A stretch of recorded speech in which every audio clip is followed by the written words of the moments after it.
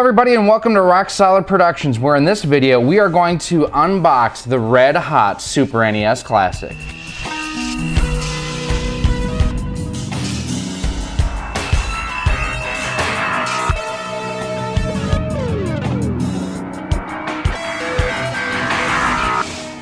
Hey everyone, Gary here with Rock Solid Productions, and if you saw our video up on the website at the wee hours of the morning on 9/29, you saw that we did indeed get our hands on the Super NES Classic at the midnight launch time.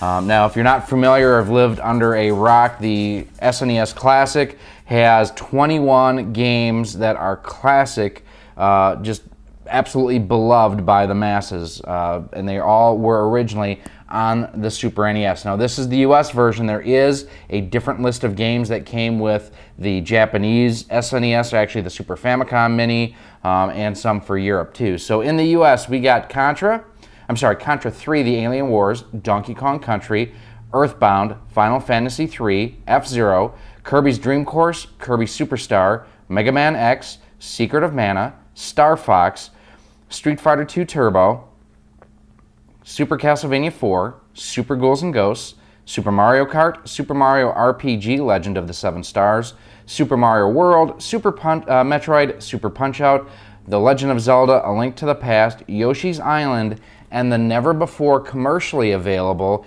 Star Fox 2. Retail for these at launch was $79.99. And let's see, on the side of it, the Super NES console, it's a super retro blast from the past with the return of an all-time favorite Super Nintendo Entertainment System.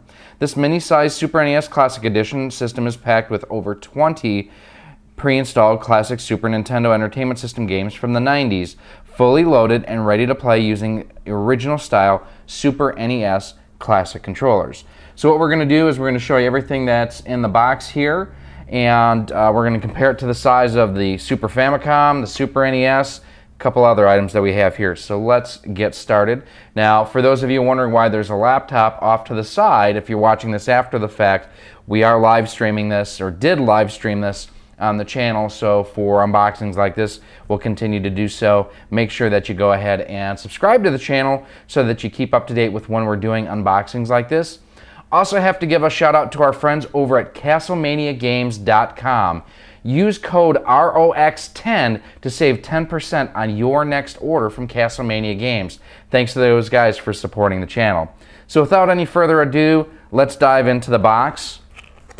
Now, there's no box cutters or anything needed to open this bad boy up. Oh, before we do this, I do have the box for the NES Classic here, and as you can see, it is the exact same size, same style, and everything, which you're going to see a lot of the same in this from last year's model.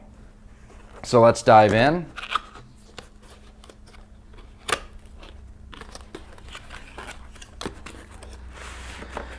So pulling out the flaps, everything is very nice and neatly packaged here. You have your warranty and service card that's in this first poly bag.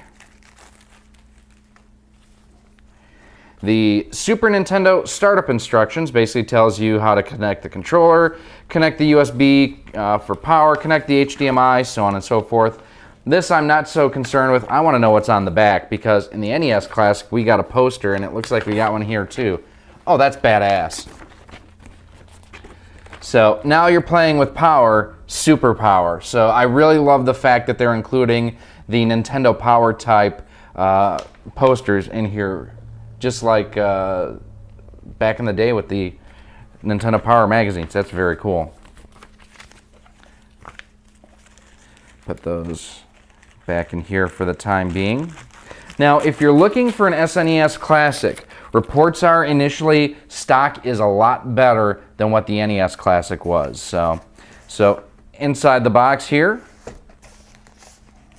we'll grab what looks like to be the console itself. We'll move that off to the side. And it is the console itself. There it is, the model CLV201. Uses 5 volts in. This device complies with Part 15 of FCC rules and regulations. Okay, who cares?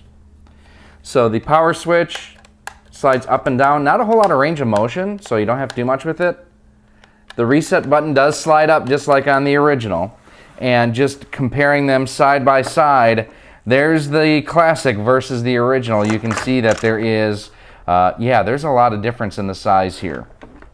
Now, in addition, I do have my NES Classics, so we can set them side by side, and you can see the SNES Classic is a lot long, well, not a lot longer, but it is longer, but it's not nearly as wide.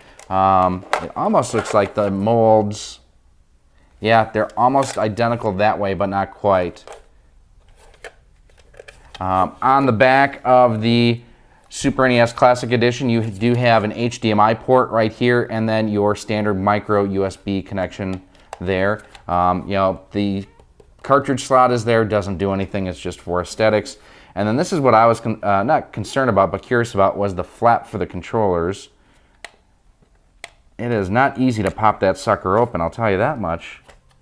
They should have put a little tab on one side to make it easier to get that off. Wow.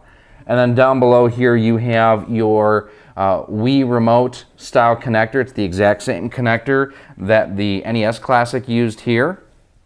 So that being said, if you need them, your NES Classic style extensions will work with this. In addition, you can use, so here's the NES Classic controller. Plugs right in. You don't have all the buttons. You're missing 4 buttons if you do that, but this will work on there. But that also tells me that the odds are extremely high that the SNES Classic controllers will work on the NES Classic. So if you're looking for more of the dog bone style connector or controller, you can do that. So there's the console itself. Wow, that does not go. I'm not a fan of the flaps right now, I'll tell you that much. I would have, instead of a hard plastic, a rubber membrane may have been a little bit better on there. So there's the console itself. One improvement on this system over the NES Classic is it comes with not 1, but 2 controllers. And if you've seen any of our unboxing and review videos on our retro 8-bit NES clone systems, we are big fans of having 2 controllers in the box, not just 1. So here is the controller, very close in shape and size to the original. Buttons feel almost, it feels like a Super NES controller. Compared to, here's my Super Famicom controller, and back to back, they're identical. They use the exact same molds and everything, which they're already paid for. The tooling's already paid for. Makes sense to do it. Now, one difference on the American version of the Super Nintendo controller and the Super Famicom controller. On the Super Famicom controller, it had the colored buttons, and they were all convex, where on the American controller, Y and X are concave, and A and B are convex, and they're just different shades of purple. I like the color scheme of this, but I prefer the buttons of this, so there's that. And then I do have, this is actually, I didn't realize until I was getting set up to do this, I don't actually have any Nintendo Super NES controllers. These are knockoffs, but the knockoff sucks, quite honestly. But you can see the size and shape and everything. It's identical here. One of the big issues on the NES Classic was the length of the controller cord, because it was terribly short. This isn't much better, but it is better. And then, like I say, you can plug it straight into, well, here's the NES Classic controller versus the SNES Classic. So you've got a little bit more length there, but not a whole ton.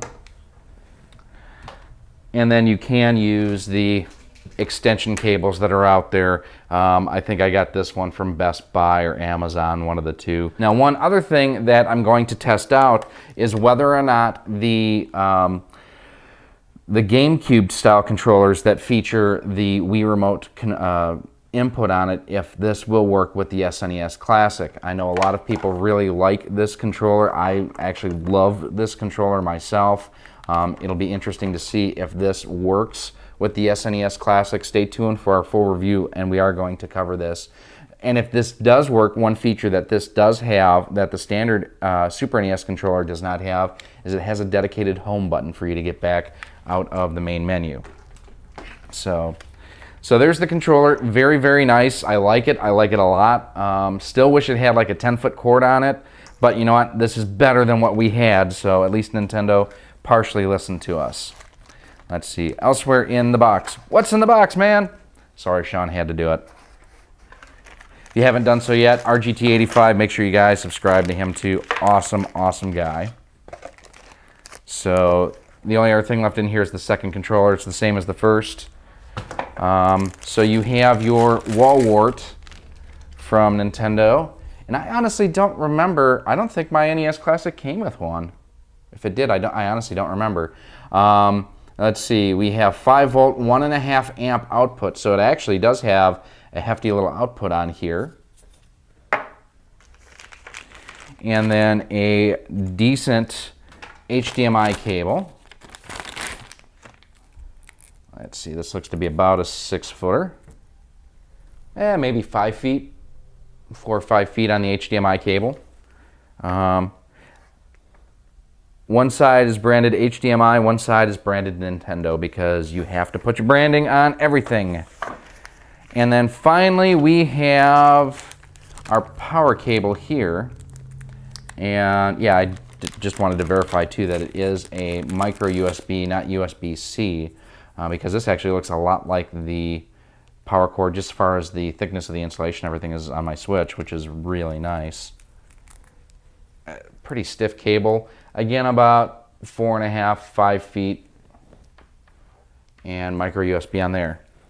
So that's everything that comes in the box with the Super NES Classic Edition. I love the fact there's 2 controllers with it. Yes, it does cost $20. Yeah, it was $20 more than the NES Classic, where the NES Classic was $59.99. These are $79.99.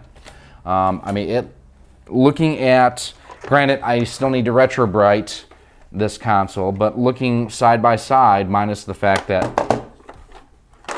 I'll take out my copy of Super Mario All-Stars Super Mario World. I mean, they did a really good job of duplicating the look and feel of the original Super NES, SNES 101, here in the CLV 201, the classic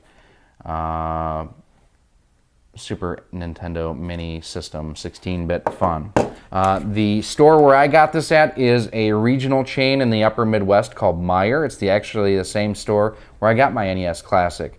They had 3 NES Classics when I went there last year. I got the third and final one. And this year they had 8 of the SNES Classics. I got at the store, or got to the store about 9:30 at night. A little bit before then, there were 6 people in front of me. I was number 7. One person came up behind. There were a few people that came up afterwards that we had to kind of, you know, hey, they're already gone. But let them know that, yeah, this isn't better supply. The local GameStop, that I don't know how many they had last time, because honestly I didn't get mine through GameStop. They had 18. At least they had a note on their door this morning that they had 18 units available for walk-ins. So these are in better supply than what the NES Classic was already. Going through the list of games, I'm just going to bring the box back up here again. There are some things that I wish that are on here, and there are some that I'm not a big fan. I'm not a huge RPG fan, so having Final Fantasy III on here, Earthbound, that doesn't mean anything to me. There's about 10 games that I'm looking forward to playing on here. I love, as you can see, you know, in my Super NES that I have here, I love Super Mario World. It's my favorite Super Mario game ever made. I love Legend of Zelda: Link to the Past, same thing. That's my favorite Zelda game ever made. I've actually not played Super Metroid a whole lot, so I'm looking forward to trying that out. F-Zero is a great racing game, and what can you say about having Star Fox and Star Fox 2 on here? What I wish that it had on here is I actually do wish that it had Super Mario All-Stars and Super Mario World. I wish that it had some more of like Final Fight I would have loved to have on here. Earthworm Jim 2. I mean, those are 2 classic 16-bit platformers. I understand, and I'm saying this as a Nintendo fanboy. I'm wearing Mario and Yoshi right now, for God's sake. the Genesis version is better than the Super NES version. That's what they used in the Wii Virtual Console that you could download. But still, throw us a bone. Give me Earthworm Jim on this. There are a lot of games that I wish that they would have put on this. And quite frankly, I think the lack of games, the fact there's only 21 when you add in Star Fox 2, is going to open this system up to more people hacking it than the number of people that hacked the NES Classic. We've seen from people who have already cracked this open is that it's identical to the NES Classic inside. Same board, same CPU, everything is the same as this. All that they did is they flashed different games to this hardware. So what I'm hoping is that they've also addressed with software versus hardware some of the latency issue that was native in the NES Classic. Many of us had complaints regarding lag and latency on Punch-Out, for example, where as you got later on in the game almost became unplayable because you had to hit the button so much earlier than your reflexes would normally tell you. So I'm really hoping that they have that figured out on here.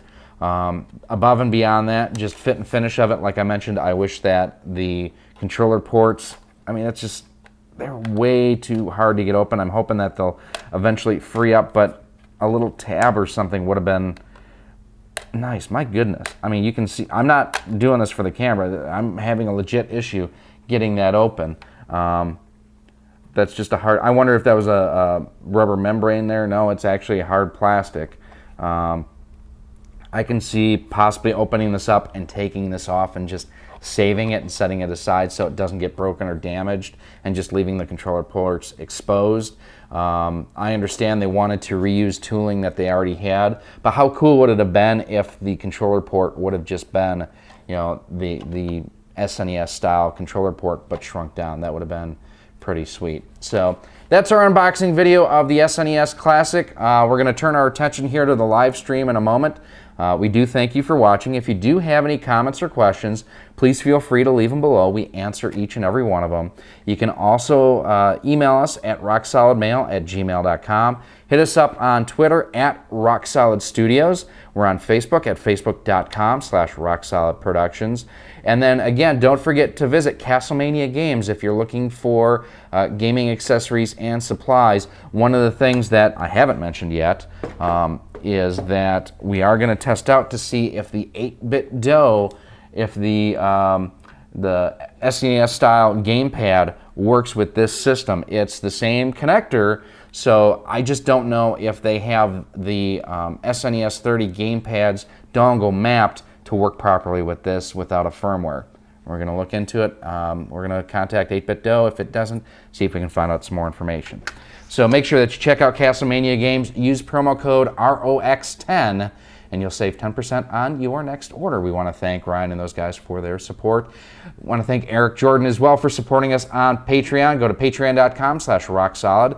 For as low as $1 a month, you can help support the channel so we can get cool gear like NES Classic or SNES Classic editions to do unboxings and reviews on the site. I'm Gary with Rock Solid Productions. Thanks for watching. We'll see you soon.